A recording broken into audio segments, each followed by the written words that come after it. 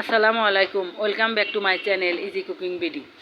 আজ আপনাদের সামনে নিয়ে এসেছে ভ্যানিলা স্পঞ্জ কেক রেসিপি।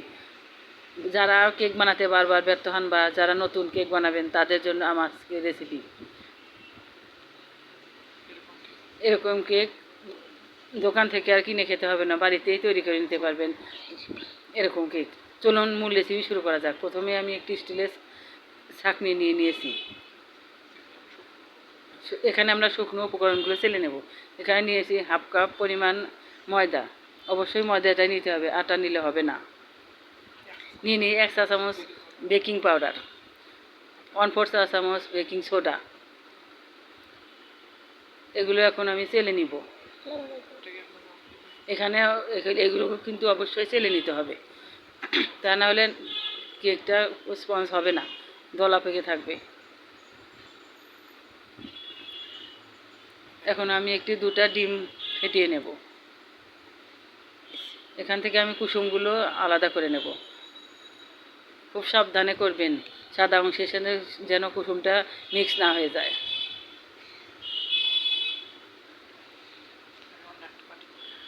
অন্য একটি বাটিতে আমি কুসুমগুলো সরিয়ে রাখছি।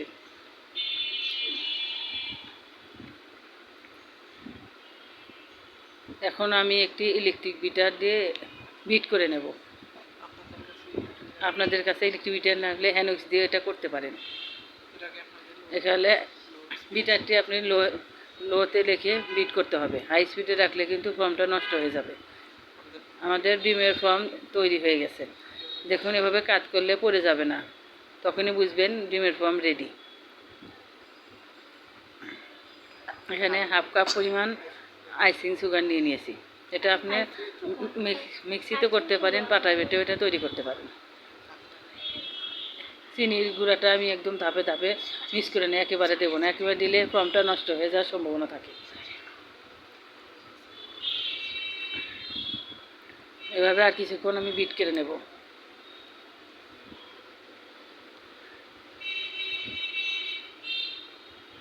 আরও কিছু আইসিং সুগার আমি অ্যাড করে নিচ্ছি।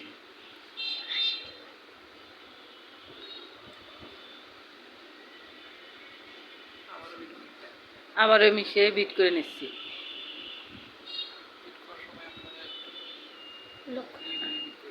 বিট করার সময় একটু ঘুরিয়ে ঘুরিয়ে মিক্স করে বিট করে নেবেন।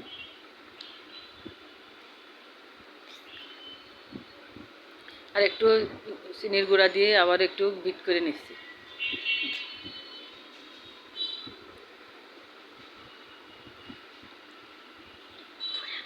এভাবে বাটিটা ঘুরিয়ে ঘুরিয়ে মিক্স করে নিচ্ছি। আমরা এখানে ওভারবিট করতে যাবেন না, ডিম ফোমটা নষ্ট হয়ে যাবে। দিয়ে দিলাম সবটুকু চিনির গুঁড়া, দিয়ে আবার একটু বিট করে নেব। দেখুন, এরই মধ্যে শেষ হয়ে গেল আমাদের ডিমটা বিট করা। ওভার বিট করতে যাবেন না, তাহলে কিন্তু ডিমের ফর্মটা নষ্ট হয়ে যাবে। এবার আমি কুসুরটাকে আলাদাভাবে বিট করে নেব 1 মিনিটের জন্য।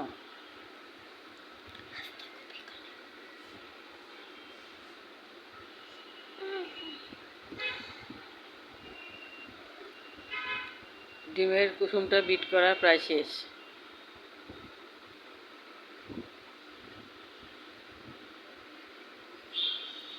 এবার আমি কুসুমটা মিক্স করে নেব। এবার একটা হাত দিয়ে ঘুরিয়ে ঘুরিয়ে অল্প কিছুক্ষণ বিট করে নেব। এখানে বেশি বিট করার প্রয়োজন নেই, জাস্ট কুসুমটা মিশিয়ে নিলেই হলো। ওভার বিট হলে ফর্মটা নষ্ট হয়ে যাবে, তখন কিন্তু কেকটা পারফেক্ট হবে না। এবার আমি একটু নেড়ে ছেড়ে মিশিয়ে নিচ্ছি। দেখুন, এটা কয়েছে স্মুথ হয়েছে।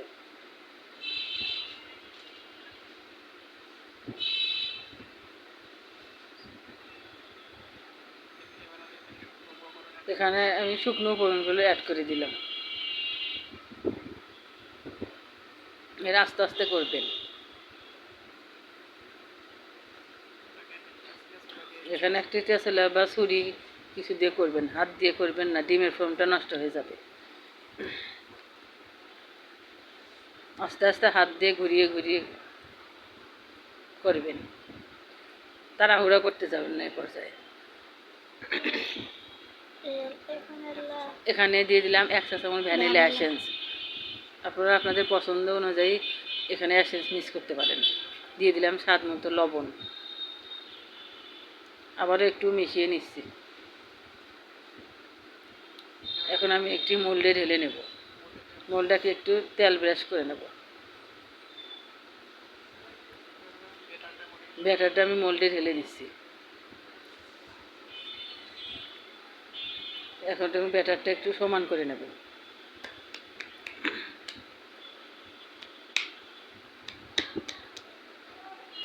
এভাবে একটু ট্যাপ করতে হবে যাতে কোনো এয়ার না থাকে।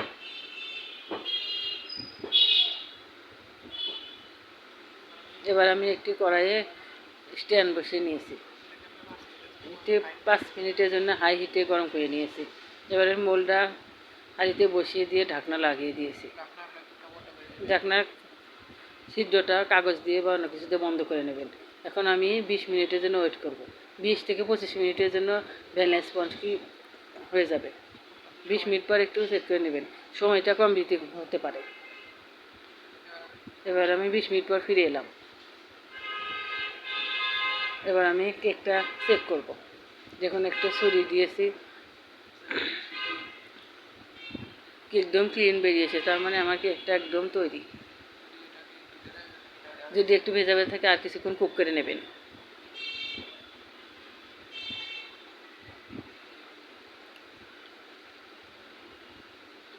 এবারে ঠান্ডা করে আমি এখন মোল্ড আউট করে নেব। আমাদের ভ্যানিলা কেক একদম তৈরি। দেখুন তো তলাটাও একদম পুড়ে যায়নি, একদম কতটা স্পঞ্জি হয়েছে। এরকম কেক আপনার বাড়িতেই এভাবেই তৈরি করে নিতে পারেন, বাইরে থেকে আর কিনে খেতে হবে না। আমাদের ভিডিও ভালো লাগলে লাইক সাবস্ক্রাইব করে পাশে থাকবেন। আল্লাহ হাফেজ।